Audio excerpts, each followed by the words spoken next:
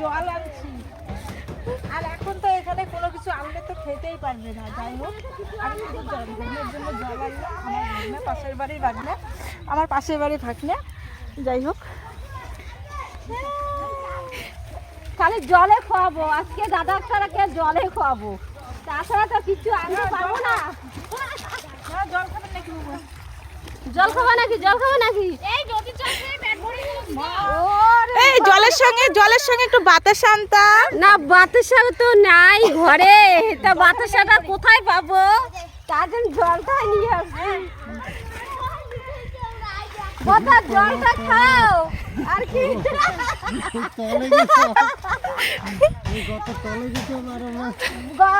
কোথাও তো দেখা যাচ্ছে না, মানুষের তো সম্পূর্ণ দেখা যাচ্ছে। কোন পাশে? বৌদি লুকাই দিছে।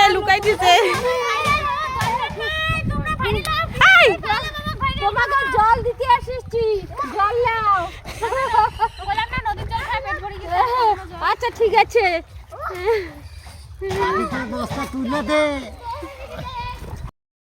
নাও বাদা, জলটা খাও।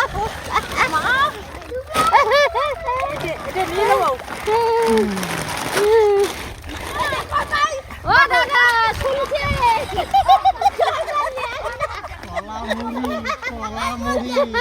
দই চিরা নিয়ে আসবো এখন।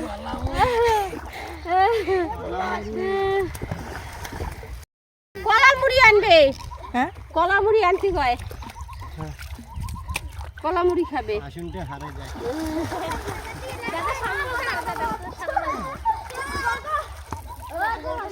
কবে চালু করে ইয়েও পাওয়া যায়।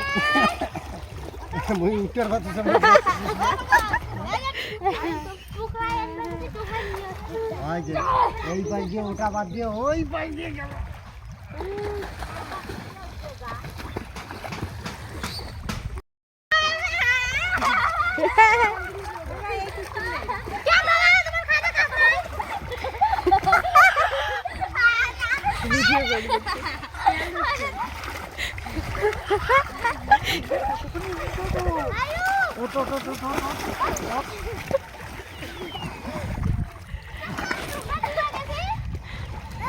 আমি খাবো জল উড়িয়ে এলো, তাহলে বর্ষা যদি জল না খায় তা কি করবো? মাটি তোলার 150, উড়ি দেওয়ার 400। শরীর জীবন হ্যাঁ বলেন। এই মাটি দিয়ে কি করবো আমি? হ্যাঁ বলতে পারেন। আমি খড়ি দিয়ে রান্না করতে খুবই ভালোবাসি। হ্যাঁ আমি সেই জন্য এই ভাবনার কাছ থেকে এই মাকে তুলে নিলাম। কই থেকে? জলের তলের থেকে, একদম জলের নিচে। আর এত সুন্দর কাদা, ভালো লাগছে।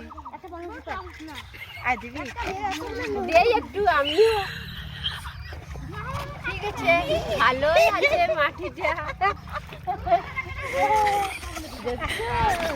সেই সুন্দর করে উনান করবো আমরা। এই উনানে রান্না হয়ে যাবে, সবাই মিলে খাবো, আনন্দ করবো। বাস সবাই মিলে খাবো এই উনানে। হ্যাঁ। আর আমাদের বাড়িতে তো কীর্তন হয়, কীর্তনে বড় উনান লাগে, কিন্তু ওভেন আছে, কিন্তু ওভেন না ব্যবহার করে আমি খড়ি দিয়ে রান্না করবো। খুব সুন্দর লাগবে। সেই সুন্দর রান্নাটা কেমন করে করব সমস্ত তোমাদের কাছে শেয়ার করব।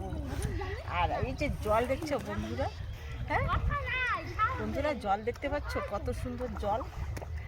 জলের মধ্যে কিন্তু অনেক কিছু আছে। এই জলের থেকে আমরা মাটিটা উঠাইলাম। আমি তো উঠাইতে পারবো না, জলে বালু ছিল, বালুটা ফেলে দিয়ে বালুটা ধুয়ে নেওয়া হয়ে গেছে। আর এঁটেল মাটি মাটিটা আমি নিয়েছি। এই এঁটেল মাটিটা দিয়ে আমরা উনুন